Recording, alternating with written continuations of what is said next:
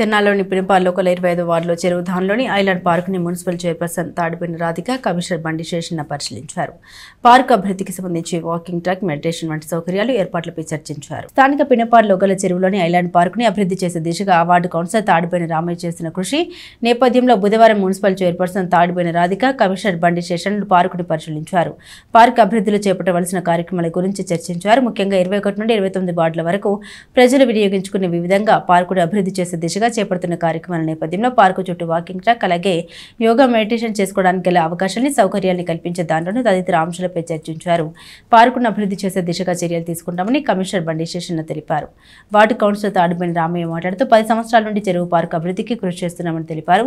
దీనికి ప్రతి ఒక్కరూ సహకరిస్తున్నారని, అయితే చెరువు చుట్టూ వాకింగ్ ట్రాక్, మెడిటేషన్ చేసుకునే దిశగా సౌకర్యాలు కల్పించే దిశగా కృషి జరుగుతుందని తెలిపారు.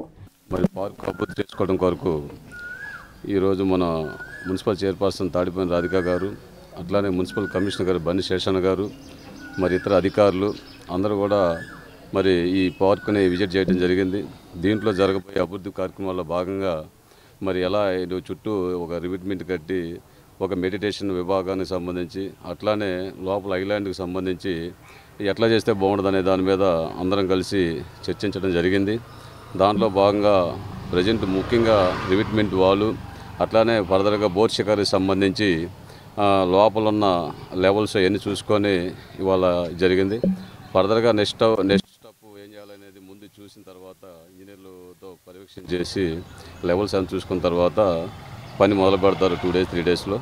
అట్లానే ఈరోజు చాలా నాకు గత 10 ఏళ్ళ నుంచి కూడా ఈ చెరువు అభివృద్ధి చేస్తే చాలా బాగుంటుంది, చుట్టుపక్కల అందరికి కూడా చాలా ఇదిగా ఉంటుందని చెప్పి ప్రతి ప్రజాప్రతినిధి, ప్రతి అధికారులు కూడా ఈ విషయంలో సహకరిస్తూ వచ్చారు. కాస్త నిధులు కొంచెం లేట్ అవడం మూలన కొంచెం వర్క్ కూడా లేట్ అవుతుంది. చాలామంది ఈ ప్రాంత ప్రజలు ఎప్పుడైతే వాకింగ్ ట్రాక్ చేసుకోవడం అని కొన్ని, అట్లానే మెడిటేషన్ సంబంధించి చేసుకున్నామని విభాగాన్ని బాగా మీ చుట్టుపక్కల వాళ్ళు బాగా ఎదురు చూస్తున్నారు.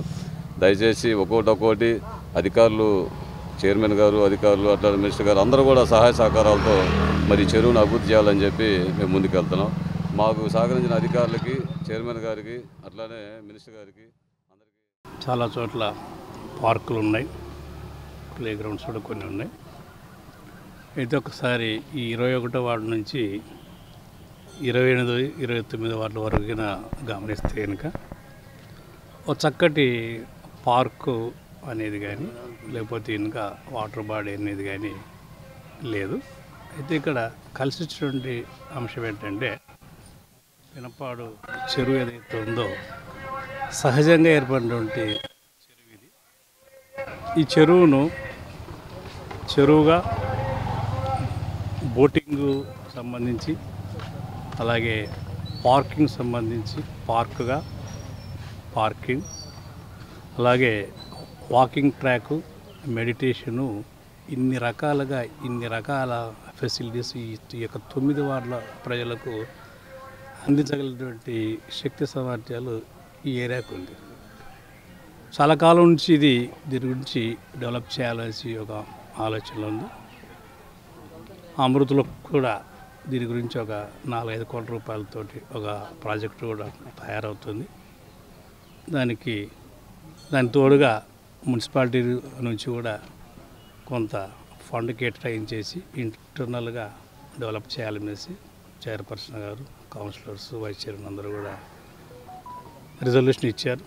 దానికి అనుగుణంగానే గౌరవ సివిల్ సప్లై శాఖ మంత్రుల వారు కూడా మన ప్రాంతంలో పార్కుల అభివృద్ధి రావాలి, పాండ్స్ అభివృద్ధిలోకి రావాలి, ప్రజలకు ఆహ్లాదకర వాతావరణం ఇవ్వాలని చెప్పి సూచించారు. దానిలో భాగంగానే ఈరోజు గౌరవ సిపి గారు వార్డు మెంబర్తో కలిసి మా అధికార బృందం, ఇంజనీర్స్, శానిటేషన్ కాంట్రాక్టర్స్ అందరితో కలిపి ఇక్కడికి రావడం జరిగింది. ఎంత మేర ఇప్పటి వరకు చేసాము వర్కులు, ఇంకా ఏం చేయాలి, ఏం చేస్తే కనుక ఈ ప్రాంతం ఇదంతా కూడా తయారవుతుంది అనేటువంటి విషయాల గురించి ఇలా అందరితో కలిసి ఒక డిస్కషన్ చేశాం.